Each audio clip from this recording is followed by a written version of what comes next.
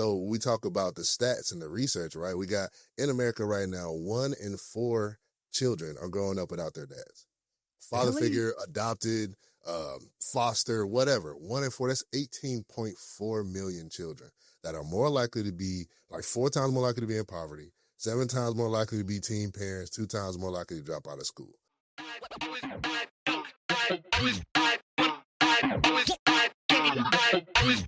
I want to say something. A prize, motherfucker.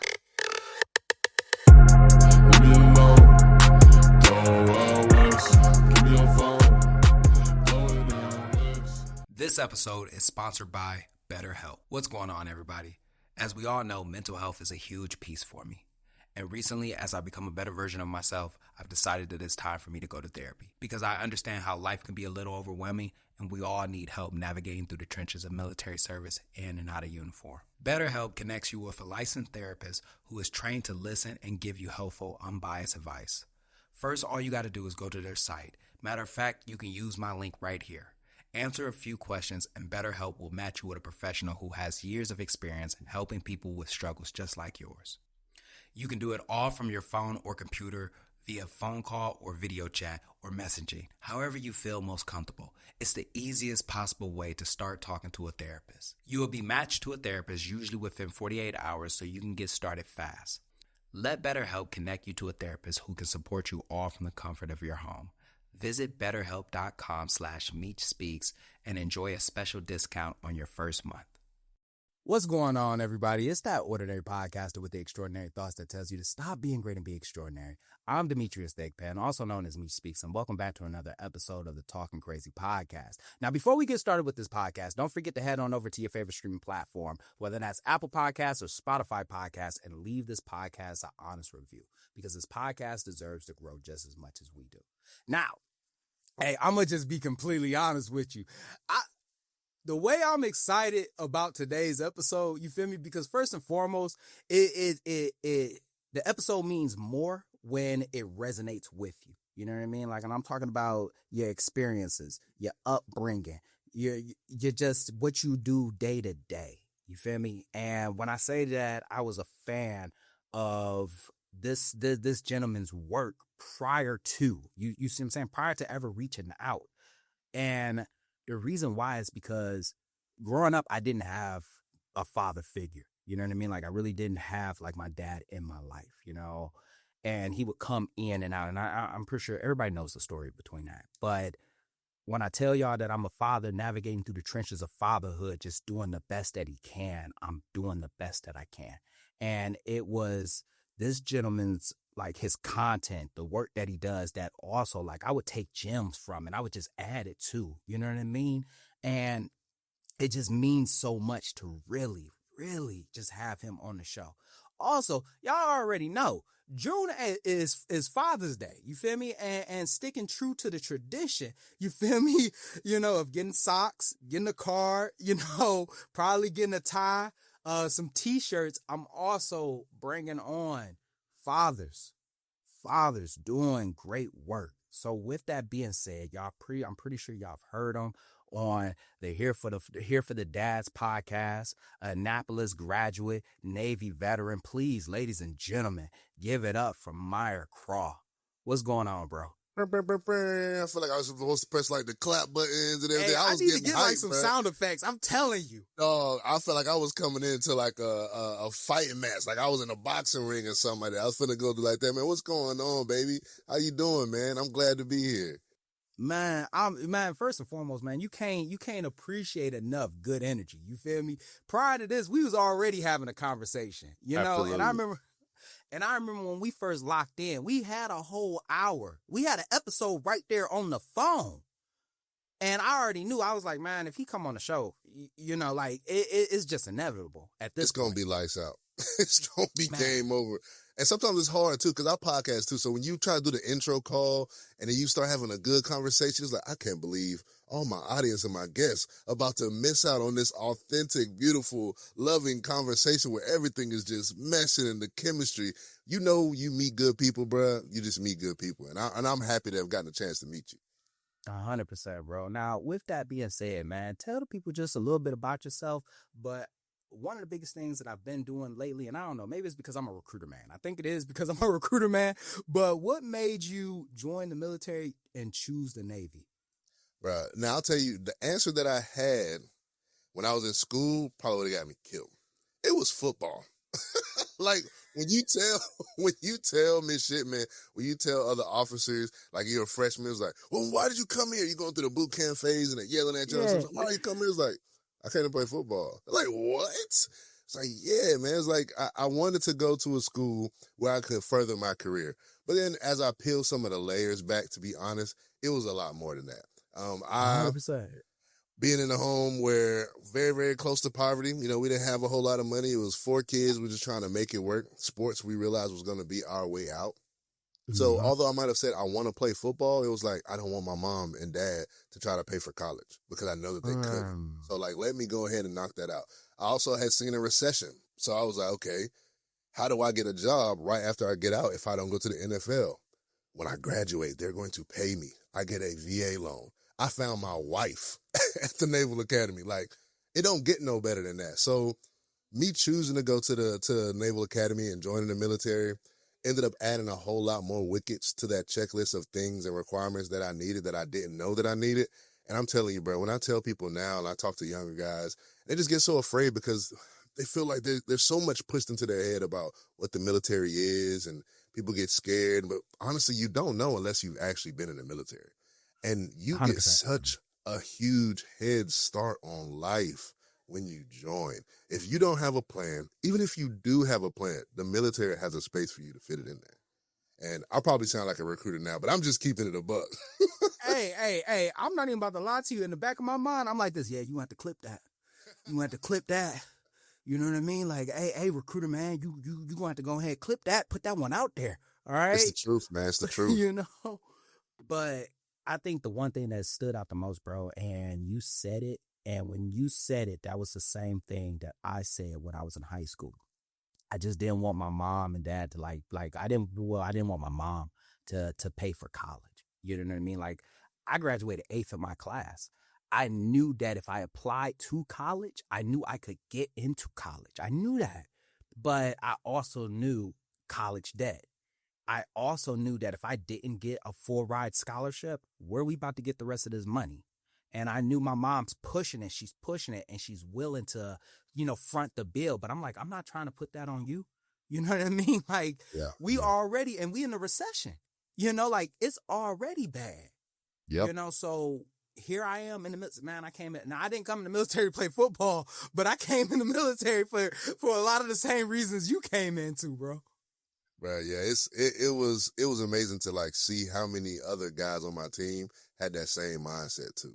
Like, it was us coming in together, same type of background, and it made us work together, made us push together. When we got to the end, bro, and I remember sitting in that graduation class on that hot freaking May day, man, and I'm just looking out front and they're calling names, and I go up. And I still couldn't even recognize, like, I really graduated. Like, I got through this. And I'm sitting down and I opened up my diploma and I see that they spelled my name right. Dog, tears just started coming down. I'm like, I did what I came here to do. Like, I'm about to get this job. My parents don't have to worry about paying for college and none of that stuff. Like, I did what I came here to do. And I was extremely proud of myself during that moment. The biggest thing, and a young man had asked me a while back, he had said, what is it that I can expect going into the military, or how can I be successful into the military? It was one along those lines. And I told him, and you just really just echoed it right there, is the why. You feel me? Like, a lot of people do things. You're going to go to college for whatever reason. You're going to get this job for whatever reason. You're going to go into this trade for whatever reason. You're going to go into the military for whatever reason.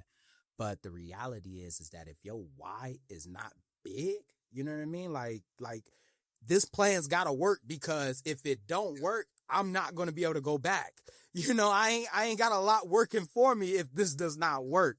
Then you're going to walk away. You're going to quit. And I'm pretty sure you saw it. I saw it. And it's like, dang, man, like, if you just would have gave just a little bit more, you probably would have been able to accomplish it. So, bro, I completely understand that feeling right there. Yeah. And then understanding, like, how much that time is, like, in a lifetime. Like, if I want to go in and do 20 years, let's say I do 20 years max or minimum, whatever you want to say, that is a small portion of your life. That is a window. And you come out with so many benefits. And the way that you can really set your life up and your family's life up is incredible. And I think about that all the time now. It's like my kids get an opportunity to get all these other benefits just because I decided to sign that piece of paper. And now there's always a conversation between me and other dads who are in the military. It's like, hey, if your kids want to be in the military, they want to join the Navy, would you let them? And I'm not going to answer that question first. I want to be the one to ask you that question. I don't know if you've been asked that before, if you ever had that conversation, but I want to ask you. Oh, man. See, this is why I love having other podcasters on the show because, hey, it ain't even about, you gonna mess around and get an interview out of me. And I think, bro, because I have four. I have 2 girls and I have 2 boys. And, that conversation has came up, you know what I mean? Because, naturally I'm going to ask my children, what do you want to be when you grow up? Just to see where their headspace is at. And my oldest child, I feel like she would join, if she joined the military, I would let her, I 100%, I'm always going to support it regardless of the situation. I'm going to back it. But if she would join the military, I think that she would go into the Navy or probably the Air Force, just because she sees because she's the oldest one, she sees the Marine Corps. So she sees what it's done to me and everything like that and what I put into it. My son actually, he expressed the interest first and he's 10 and he came up to me and I asked him, I was like, what do you want to be when you grow up? He looked me dead in the face and he was like, I want to shoot guns and blow shit up. I said, easy now. I said, I said, hold on. First off, watch your mouth. Second, hell yeah. I hear that. I remember his mom, like, she chimed in, she said, hey, you could always be a cop, a firefighter. I said, hey, no. He said he want to shoot guns and blow stuff up. He said what he said now. Let the boy say what he don't said. change it. You know what I mean? And I was like, so do you want to do the military? And he was like, yeah, I want to do what you do. And man, I never was able to tell my dad that, look at my dad and say, I want to do what you do. Because my dad was an alcoholic. He was a drug addict. So I couldn't say I want to be like you. And it hit me when he said that because I was like, dude, you want to do what I did? Yeah. So that right there solidified it because I was like, whatever, if y'all want to join the military, go for it. You know what I mean? Because I know my youngest daughter, she's going to follow her brother. If he goes, she coming right Straight after like that. Straight like that. And my youngest boy, he's 2 and he sees his brother. He sees his brother box. He sees his brother do all of these things. And I imagine that if he sees him accomplish it, that's just going to light a fire right in him. Yeah. And as a father, I want to see them successful. So if they see the military as something that they want to do, I'm all for it. Now, what about you? Man, I think I'm right there with you, bro. I think in the beginning, I was like, nah, heck no. Because you're starting to thinking of all the struggles. Like this was while I was presently in, I'm like, no, it's too challenging. I'm doing this so that he doesn't have to. I'm trying to set all this stuff up. But then I'm thinking why in the world would I not allow my child to afford them the same head start that I got?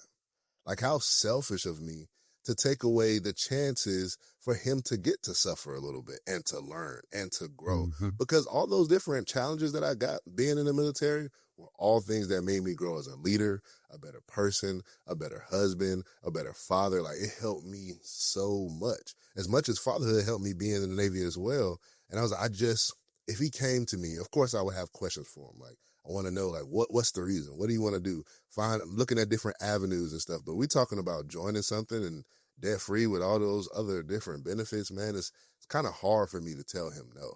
Of course, we'll look at every single branch. I'm going to be that father that's going to make sure I help him the same thing I would do as if it was draft day. Recruiter going to hate to see me coming. Man, what? I might have so many questions, and I'm going to add it might be, 20 years from now, but I'm going to have so many questions, and I'm going to act like I know what I'm talking about or I remember everything because some things don't change, especially in the military. Mm-hmm. Tradition never really graduates. So when you're talking about the culture's still going to be the same, and I'm going to be able to look that dude right in the eye or girl right in the eye, be able to tell what they talking about, and they telling my kids the truth and asking them what we can and can't do and bonuses and all that other good stuff. But It all comes down to if my children say they want to join the military, I cannot be the person that's going to stand in their way to grow as a person. I just can't do it. 100%, man. Like, you know what I think about a lot because, you know, as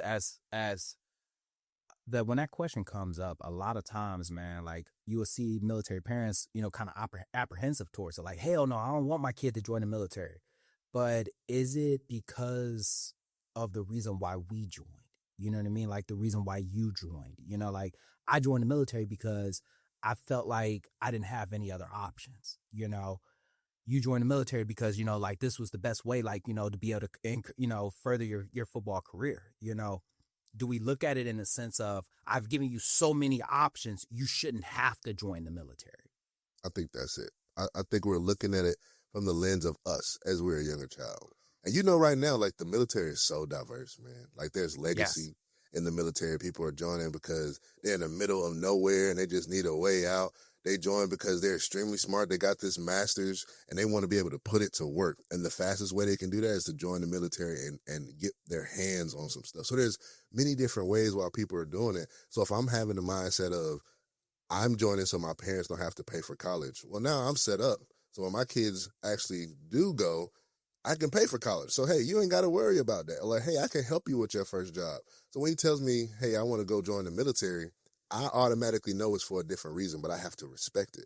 It might be because, hey, this is legacy, or, hey, that everything that you learn, that honor, that courage, that commitment, that grit, like I want to have that. Like I want to have that brotherhood. I want to get a chance to lead sailors right away. I'm only 18, 19, 22 years old, but they're not going to do that for me in the corporate world. And I want to learn how to do that now. I got to respect it. I have to. Man, when I tell you right there, that piece, you know what I mean? Because that's been on my spirit, you know, like that had been on my spirit for a while because obviously, you know, like I got a lot of people that, you know, their kids are now at that age and they always say like, hell no, I don't want my kid to join because, you know, I've given him all this. And I'm like, I don't think your kid's joining because of what he doesn't have. I think your kid's joining because of the example that you showed him. You know, like he sees the leadership aspect that you have. He sees, you know, the charisma that you developed. He sees the command presence that you have. He sees all of these traits that because you did a great job. Right. And you did such a great job that he wanna go in and get the exact same things because and I feel like in that sense right there is that we do such a great job that you can't help but not expect your kid to follow in your footsteps because of the simple fact of how good of a job you did. You can't be mad at that, bro. And I mean, where did this fear come from, bro? It's like when we had kids, now we automatically assumed all these different risks and start putting in places all these different fears. And we end up holding our children back doing that.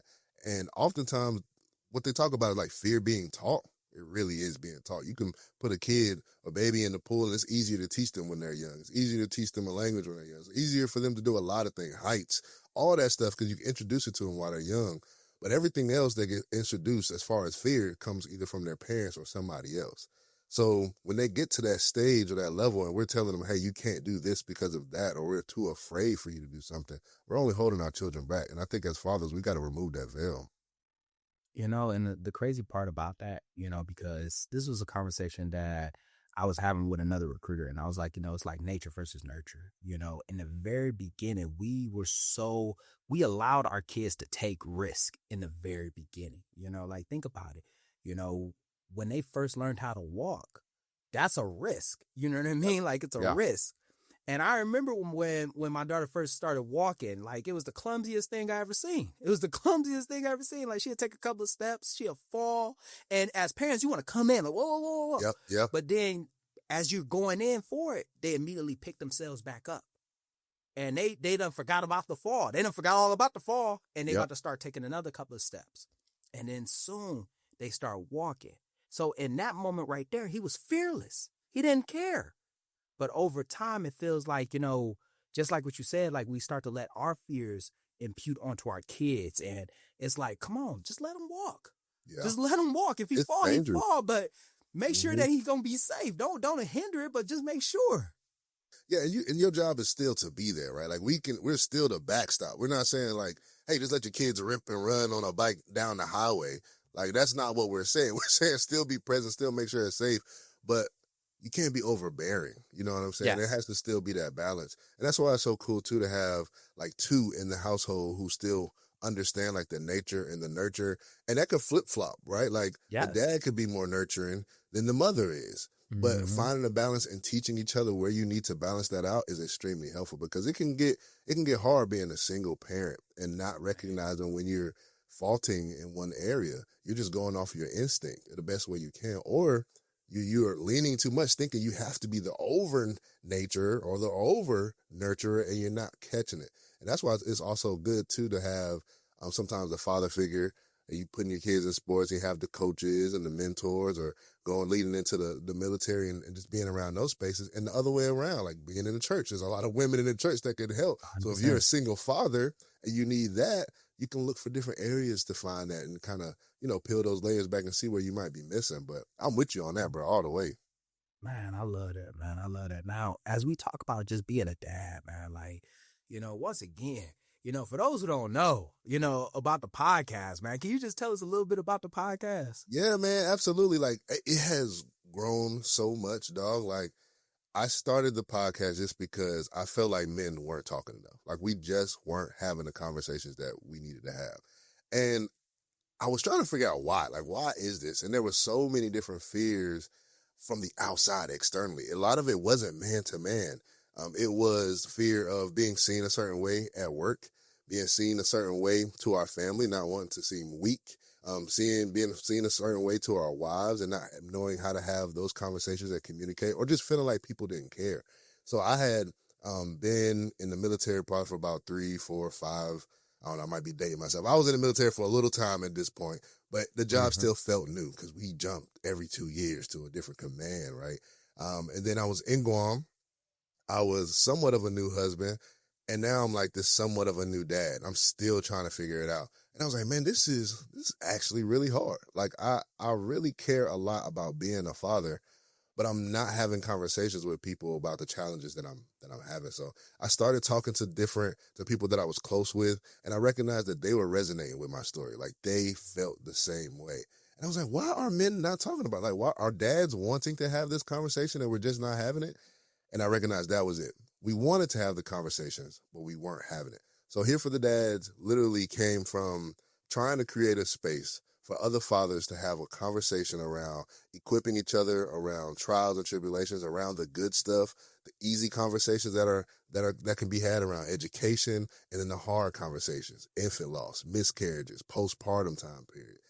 So it has grown from that to having a community. Like, I'm having people reach out to me a lot, and we're getting together outside of the podcast, which is cool. And this last portion of it is coaching. That's what it's leading into now. Like, I've actually started taking courses and getting certified. I want to be able to help, because when a homeboy hits me up, a father hits me up and says, hey, my child is not doing anything but eating chicken nuggets and gummy worms. I want to be able to give him real steps that's backed on science. Now, recognize I can still have the experience, and we can give each other that type of wisdom, but I want to be able to have a little bit more. I want Here for the Dads to kind of be that one-stop shop that can really help a dad out, because there's a huge gap in fatherhood and parenting resources for the dad, and we got to change that, bro. We really do. No, 100%, man. What's so crazy is that piece of, the conversation needs to be had, but, we just not having it. Man, so I'll tell you how I stumbled upon your content. You feel me?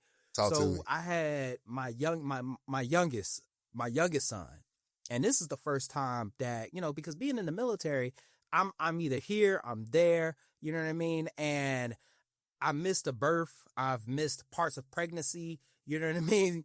This one, the last one, I was there from start to finish. Wow. And it was the first time that I had ever been in a scenario like this. I've never been around this before. And now he's here. We getting past like the whole honeymoon stage, of like, oh my God, it's a new baby. This is actually number 4. This is number 4. He at the hospital thinking like, dang, man, this must be so nice. Look at my parents. He don't know that he got 3 other siblings. He don't know that yet. He don't know that. He don't know that he about to come to the house and it's about to be straight chaos. He don't know that. Who are these people? What is this? You know what I mean? He come in and all you hear is, Like, he like, what happened? Oh, And man. that's when it hit me. And, you know, we were working opposite shifts. So I was working days and she was working nights. And when I tell you, this ain't for, parenthood ain't for the weak. No, sir. Parenthood ain't for the weak, man, because now I got 3 other kids who have their own different personalities. They have their own different routines. I'm in the middle of their routines and I'm navigating with a baby as well.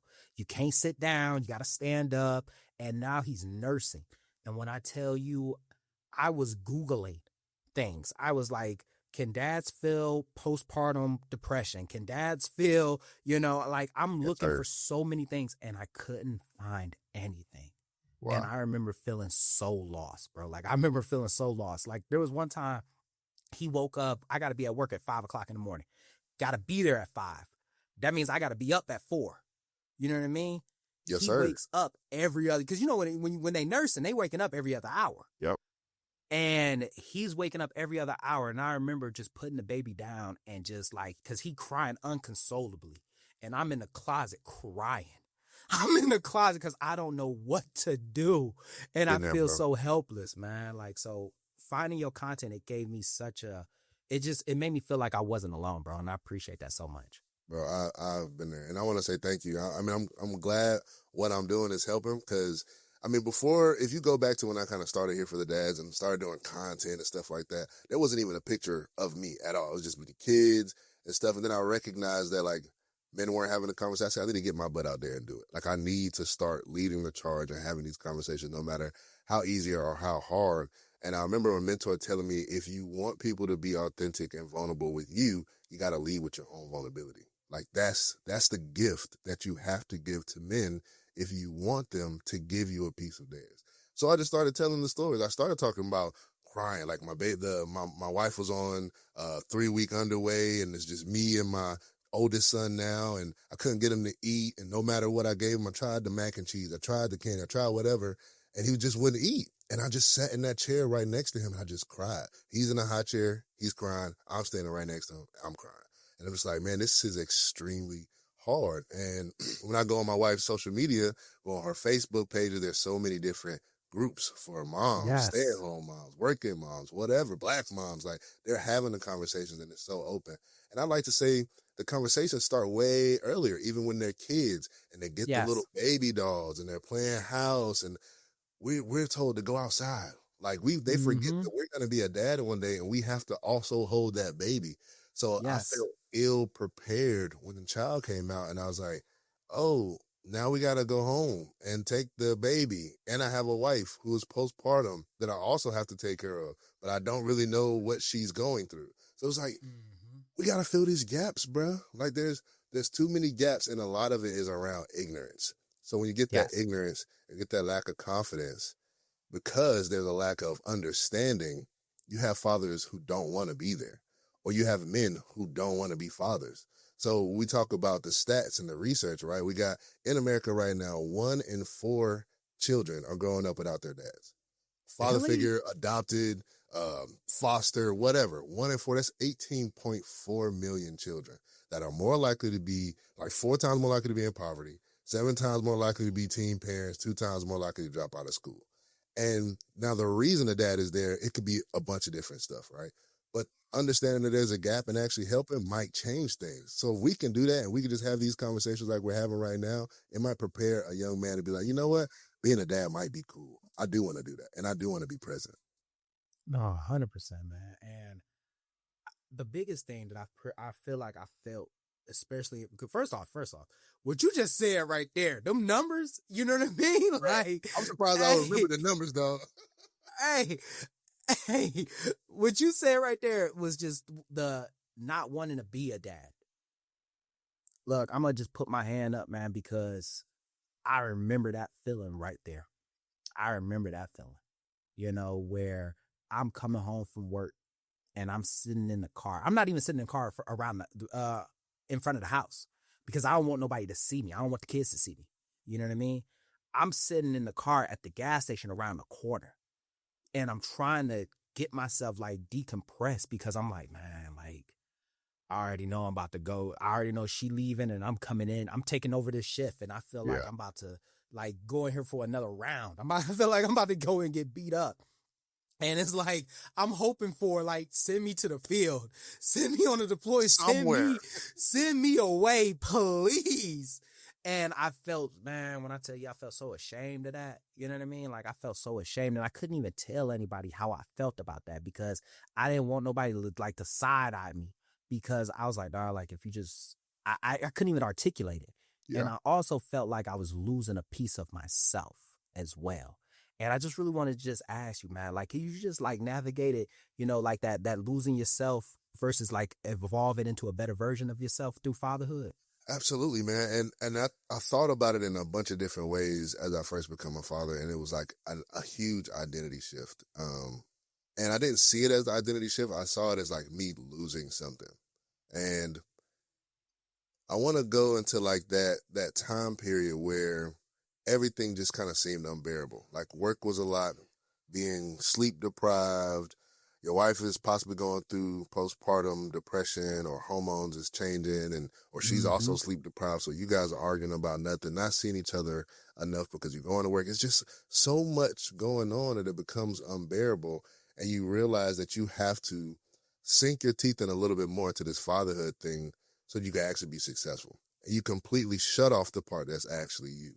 The hobbies, the friends, the feeling okay, the joy, the changing your emotions, the relief, or whatever it is, you feel like, and then you're leading the home, right? You're the dad, you're the husband, right? So you're like, I can't worry about me right now. Like I need to push all that stuff back. And as I started focusing on everybody else in the house and what they needed, I was like, am I really just completely forgetting about myself? Or am I finding a way to be unselfish and finding grace and growing in different areas before I get back to myself? I said, well, let's figure it out, right? I started diving deep, started going to therapy, started having those conversations. And there was a piece of me that was lost, though. Like I wasn't going to work out the way I used to. I didn't care about the clothes that I really wanted to wear. So I started to make sure I took care of myself first. But when I became myself again, and I was a whole me now, because now I found grace in a different way. I had patience in a different way. When I stepped into work, I was looking at those parents in a different light. I became a better leader because of how I had to be at home. So when I'm talking about peeling the onion back, and I don't know another fruit or vegetable or something that if you sit it down, it gets older, you got to peel the bad part out. But that's kind of like the onion. I was only peeling that brown part off when that happened. And I was still the onion. I didn't lose my identity completely. I just needed a different area to grow in. And fatherhood did that for me. Man. God, man. Like sometimes you got to navigate between you being you being on the show versus you listening, man. Because I'm telling you right now, same. I'm going from listener back. Oh shoot, we recorded. You know what I mean? I know the feeling. And I say that, man, because that piece right there, you know what I mean? Like where I'm a dad now, you know, let me shut this piece off. Let me put this in a box. I promise you I'm going to come back to it, you know, but let me lock in and focus on this. And just like what you said, you know, I don't really care too much about like, you know, what clothes I got on. Hey, look, I'm in dad mode right now. I'm in dad mode right now. Yeah. And I remember telling myself like, whoa, hey, I understand you a dad, but you also got to remember that you an example too. You know, if your kids see this all the time, you're going to make them scared of parenthood. You're going to give a bad impression of parenthood. You're going to give them a bad impression of being a dad. You still got to show up as you in front of your kids so your kids could still see you, because all they know right now is just dad you. And that piece right there, man, when you said that, and when I realized that, I'm like, nah, let's rewind that. I remember telling their mom, like, no, the kids got to see us be affectionate. They got to see us go on dates. They got to still see us and see how we navigate through this. Because if they don't, then we're setting a bad example, bro. So, like, I felt like we evolved more with the situation. Absolutely. And I've thought of so many different ways to, like, cover up not wanting to be the example too. And I think we as a culture have done it, like the dad bod. I was like, oh man, I got a dad bod. Like it's cool. Like I don't need to really work out. I just got to, take care of these kids. And it became a joke. But I was like, I feel like I'm hiding from something. Like I'm putting my kids in all these sports, and we have conversations around health, and I tell them that they can't have candy all the time, but I'm not taking care of my own health. What kind of example am I truly setting? How long before he sees the real me and recognize that I'm not doing what I'm telling him to do? Will he continue to do the right thing? Because now we're talking about desire and discipline, right? Now he's got this desire to do all the things that I told him he can't do, and I'm hoping that the discipline kicks in. But if I ain't got no discipline and I'm teaching him the same thing, I can't expect for him to kick it into gear. It ain't gonna happen. So I'm with you on that, bro. We got to set the right example as the parents. Man, my biggest fear as a father is what my son says, Dad, why didn't you?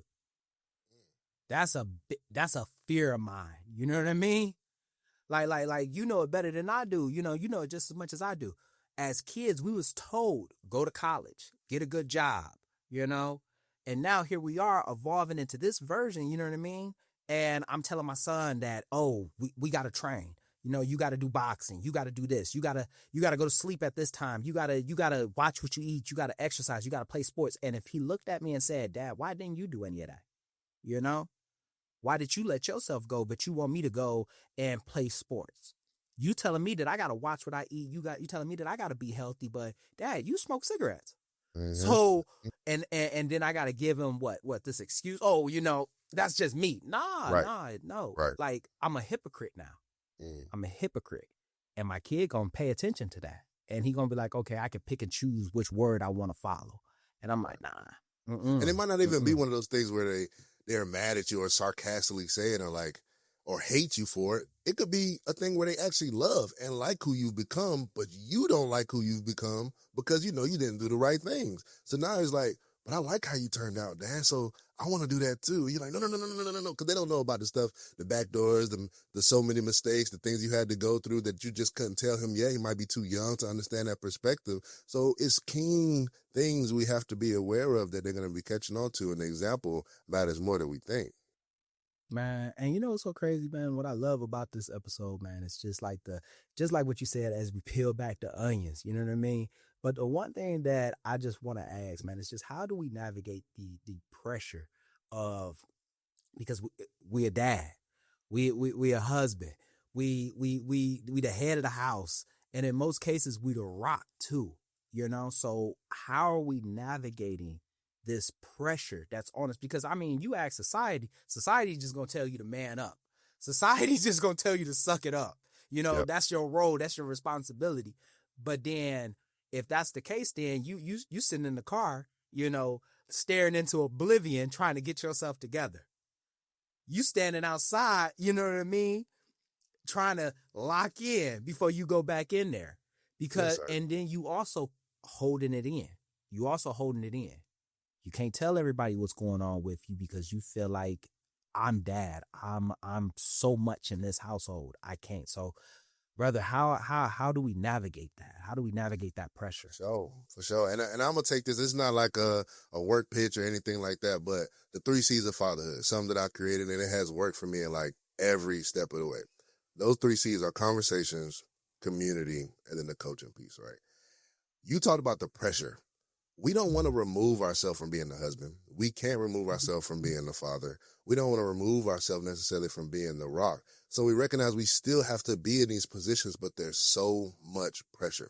Now, when you think like a bottle of soda or something like that, anything that takes pressure, you shake that bottle of soda up. When you open that bad boy all the way up, full throttle, it's going to bust. Like stuff going to come all out of it. Or if you think about something else that takes too much pressure, at some point it's going to explode.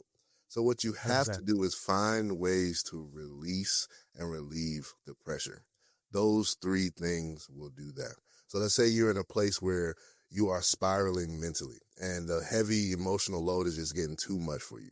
You have to find a way to have these conversations, either with your close friends. You might need to go to therapy. You might need to get a journal, but the conversations have to come out of your mind, because if they don't, they're going to continue to fill up in here. And you're going to start having some thoughts that aren't yours, that you may not be able to recognize. You might not be in a place to challenge lies, right? And you're thinking about suicide. You're thinking you're in a deep depression. You're thinking about people cheating on you. It's just all this stuff in your head that you need your friends to help you challenge the lie on. You need your friends to tell you that you're not alone. So the conversation starts first, and then you got to have the community, right? That's where you get a chance to see that other people are going through stuff. That's where you get a chance to see, even if you're like an introvert, right? It's okay to still be an introvert and have friends and go out and do stuff and possibly have the hobbies, right? You can't just be stuck in your hole and think that everything is going to happen for you right there. That can be a dark place for you. You don't have to do it all the time. But the community matters. It can be people you don't know at all. You might could just go on Eventbrite and find something, go there, and then come right on home. You might not ever go there again. It might be the family members that you guys say, hey, I just want to go grab some coffee. The community matters. And for me, I'm going to be going to Daddy Stroller Social Club Atlanta chapter here soon in July. I go to a mental help group where it's all men and we just have conversations on a different group. And I also do like a small group virtually when I just have conversations. So that has been my community. And every time I don't feel like going, I'm like too tired. There's just a bunch of stuff going on. And I decide to go anyway.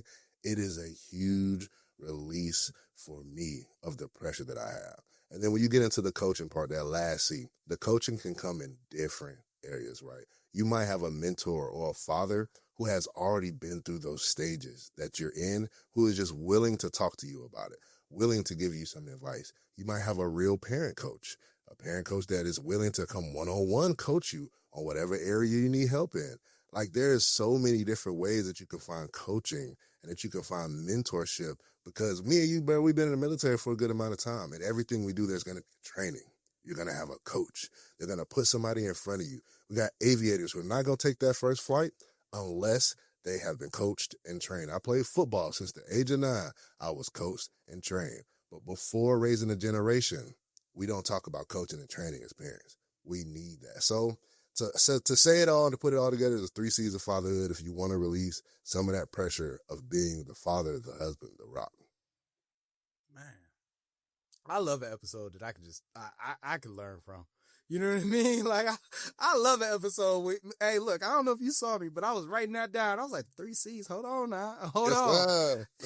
Hey, and I'm going to tell you right now, that community piece, that conversation, that coaching, man, like, these are things that, like, I had to use, you know what I mean, to be able to get through that. And especially like the community, dude. Like I tell you, ain't nothing better than hanging around other dads, you know, so that you could bounce ideas off of them. You could bounce experiences off of them. You could safely, and I say this, man, like you could safely relieve that pressure, you know, because I remember having conversations with my close friends, just telling them like, man, like I tell you right now, these kids, man, these can't be the same kids that our parents was talking about. These kids is bad. All right, I'm about to go. like I remember calling up one of my friends and telling her, I was like, look, man, you remember when we was kids? Different. This ain't even the same. Can't man. be the same, bro. They don't go outside and play. All right, they just stay in here. All right, this is their playground. This whole house is a playground to them, man. I just cleaned up the kitchen dirty again. I'm feeling this way too much, bro. This is, you know what I mean? And somebody told me it's in the McDonald's. It must be the chemicals in the McDonald's. And the reason why it's different is because our parents didn't have McDonald's money. We got McDonald's money now. So we giving them the McDonald's. And whatever's in them chicken tenders is turning these kids different. Man, I tell you right now, ain't nothing. Nobody will prepare you for the kids meal to adult meal phase. You feel me? Nobody prepares you for that. You know exactly what I'm talking about. Yeah, I just hit it. I literally just hit it, bro. And it hurts. We pulled up to McDonald's. I said, hey, I was like, what all y'all want? I'm thinking, they going to say the kids meal. My son, he going to say, hey, can I get a number 10? I said, what? He said, yeah, like, let me get the 10-piece nugget. I said, where you going to put all that? Where you going to put all that? And I bet he ate it all, too. Ate it all. He don't want the toy. He don't care about the toy. That's crazy. My daughter followed up and said, yeah, let me get 2 double cheeseburgers and a large fry. I said, we there now. Oh. We there now. Yeah, bro. Yeah, dog. And then the dad tax, that hit different. Oh, yeah. Yeah. My oldest is 7 now, and he's, like, eating everything, bro. Like, sometimes I will miscalculate how much food he's actually going to eat and, like, when he's hungry or full. And that gets to the point, I was like, I ain't get enough food. I got to give him mine. I'm just like, good gracious, this dude will not stop eating. Man, there was 3 things my mama used to say that and when I was a kid, I just didn't understand it until you had to become a parent to understand this. The first one, you just eating that because you see it. You eating it because you know it's there. You feel me? I know for a fact. Y'all ain't hungry. Y'all just want to eat it because you know it's there. It ain't going nowhere. I promise you, it ain't going nowhere. The second one, damn, can I get in the house first? I didn't understand that one. I ain't understand that one. Say it again. I got 2 for you. And one of them's going to be about food. My mom used to always say, y'all going to eat me out of house and home. And I was like, I get it because I just bought these chips and we just bought this juice today. All of it's gone. You going to eat me out of house and home. The other one is I can't even hear myself think. Bro, it be so much yelling in the house. It's like they legit be having like screaming matches. And sometimes they just scream to scream. Nobody's hurt. Nobody's like fighting or nothing like that. They're just screaming. And I got 4 boys. They sound like just, I don't know what they sound like. Sirens. That's what they sound like. And I can't even hear myself think. Ooh, man, when I the tell perspective you, we have now, bro. My daughter, she made me like say like, hey, like we can have kids. You know what I mean? Like this is great. She's great. My son, if he would have came before her, I would only have one child. I will only have one child. Because he was just, man, and when you say you got all boys, and also congratulations on your new addition. Thank you, brother. Thank you, brother. I finally had my girl, man. So for the ones that don't know, I got a 7-year-old boy, 4-year-old boy, a set of twin boys that are 2, and I just had my baby girl 3 months ago. So it's been crazy. It's been wild. And they've all been, like the first one, like it was like that. Like I had all the attention on him. He was easy. I won't say he's easy, right? There was still like the baby challenges and the learning and stuff. But I think it's the second born, bro. The second born just does something. They got something to prove. They are fearless. They just do whatever they want and need to. And then we got double teamed by the twins. This baby girl, to me, has been perfect. She been sleeping at night. She don't cry unless she hungry. I'm just like, this is amazing. It's making me think I want another one, but 6 is wild. I'm going to have to move out on a farm in Waco, Texas. I ain't doing that. You going to have to, man, look. Somebody, hey, I remember somebody came up to me and they was like, how many kids do you have? I was like, I got 4. They was like, damn. I said, hold on. 4 kids ain't even a lot. 4 ain't even a lot. They hit you with the Kevin Hart, damn. I was like, 4 ain't even a lot, Man. And you got 5? 5. And bro, I don't know what. The one thing about being in the military is that like there's a lot of help. Like we know who to call, the hospital to call, and you ain't got to worry about the insurance and all this stuff. I am sitting here trying to find a doctor to do this vasectomy, and I don't know what to do. I don't know who to call. I don't know the first step. So that's one thing for the guys who are transitioning out. Learn that you got to step and be bold and like call people and do stuff yourself. The military will not do things for you all the time. Once you get out, the VA is a great help. But right now, if I don't hurry up and find this doctor, I'm just going to say that. I don't want to jinx myself, but I need to hurry up and find this doctor before I be on that farm. I've been looking for a vasectomy doctor since number 2, and here I am at number 4. Like I keep putting it on my to-do, you know what I mean? But you out there to doing something else, you better hurry up and get that doctor. Like, and it's, so I might be at 5 before, so if you hear that, just say like, look, man, like, just send me the link. That's it. Yeah. And I'll just do the part. Yeah, bro. Or you're going to be sending somebody the baby registry link. You better, I'll find one for us, bro. We're going to match our dates up. We're going to do it together. Hey, go through recovery on the same time, man. I'm with you, now, one thing, man, before I let you go, bro, as millennials, as men that have grown up, you know what I mean? Like, how have you been able to navigate through fatherhood as the example that you wanted to be, or the example that you needed? You know what I mean? Like, a lot of times, like, we experience parenthood and we always say to ourselves, I want to be better than what my parents were, or I want to do what my parents couldn't do. You know what I mean? But we're also carrying in some baggage from our childhood into parenthood. So what were some lessons that you learned that helped you like be able to like drop some of that baggage? That is so good. I would start by saying you can't blame everybody for everything. At some point, you got to take some accountability.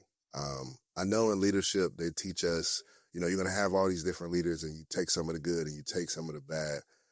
But I wasn't doing that in parenting. I was just blaming my parents for everything that I knew that was wrong. And I wasn't taking any accountability for what I could do and what I could change. So it took that reflection first to kind of understand and get a perspective. They did the best that they could and that they had their own trauma and their own baggage, right? So when I built that perspective and I was able to forgive them and kind of say, okay, I do want to do something different for my kids, but it's not going to be because they did something. It's not going to be like, I want to be better than my parents. It's going to be, I just want to give them the best that I can give them. And when I recognized that, and it was no longer around my parents, I just became an intentional father.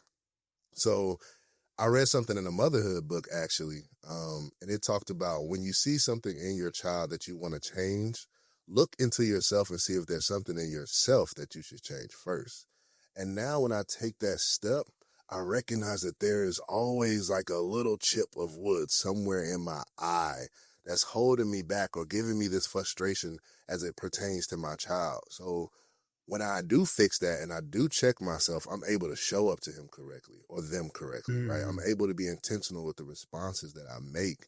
And it's so helpful, bro. And I'm able to do this with a lot of other fathers because we're having this conversation about mental health and the men are starting to have the conversations more.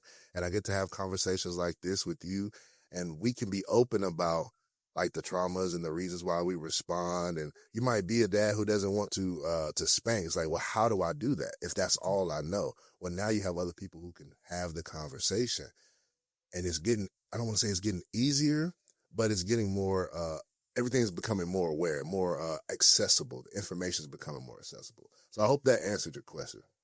Man, that did more than answer my question. You know what I mean? And I love the fact that, because I remember having this conversation. You know, so crazy.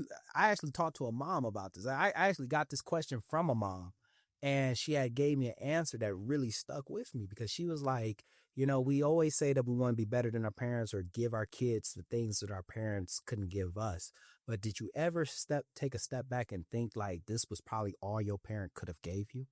You know, like your parent was doing the best that they could with what they had. You know what I mean? And, you know, we carry that into adulthood, you know, like, dang, you know, I want to be able to do this for my kids because my mom couldn't do this. But not realizing the hoops that my mom probably had to jump through just to be able to give me this. And when I realized that, it gave me a certain level of empathy, but it also allowed me to heal differently. You know what I mean? Like, and heal in a way of like, just because you didn't have that, be grateful that you did have this, you know, and be grateful that you had a mom that did try. You know, it may not have been what you wanted, but at the exact same time, like she did something.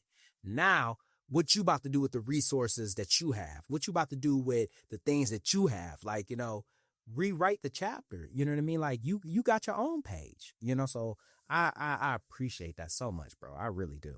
Yeah, man. I'll say this last thing too. Like I remember trying to build a perspective and having a conversation with my mom, and she was always like, "Yeah, we didn't have that, or nobody talks about that, or they didn't talk about this." And I was like, "Yeah, just want to give them, you know, what we didn't have, and I just want to be, you know, something la la la." And she was like, "Yeah, I said that too." Our parents said that too. They wanted to give them a life that they didn't have and be better than the parents that they had. They all said that too. So it's just a stepping stone, and we got to recognize that. Man, I love that piece right there. Like I know for a fact that when they was holding me, they was like this. I can't wait to give them all this. You know what I'm saying? Mm-hmm. And then life coming. Life gonna come. I know for a fact she didn't know the recession was gonna hit us like that. I know for a fact. They didn't know that, but man. She did the best that she could. She did the best that she could. And when you say that, man, like it gives you forgive them, but you also, you know, I'm giving them the best I can, man. Like I gotta give myself some grace. You feel me? I gotta give myself some grace. You know, but as we come to a close to this episode, brother, man, like what is something that you want to leave us with, man? Like what's some advice you want to leave us with? Man, I want to use this word, grace. Grace, grace, grace, grace, grace. And I want this to go to fathers. I want to go to mothers, those who don't have kids at all. We don't give each other enough grace, and we don't give ourselves enough grace. We are not going to have all the answers. You're a dad out there, you become a new parent, and now you're starting to feel this fear that you're just not going to measure up or be enough, and that you're supposed to have all these answers. Being a dad does not mean that you just automatically become a superhero. Yeah, now you got a couple more superpowers, but you're not a superhero. You do not know everything. But the fact that you care is being intentional, and that's what matters. Be present and have grace for yourself because we deserve it. Man, I love that, man. Now, do you got you mentioned like an upcoming event, man? Like, go ahead, man. Where can we find you? Where can we? Because hey, look, if you listen to this and you want to hear more, hey, he has his own podcast too. All right, so brother, please, like, what events you got coming up, and where can we find you? Yeah, man, I'll do my little plug. So on Instagram is probably where I'm most active. You can find me at Here for the Dads, and that's a number 4 at Here for the Dads.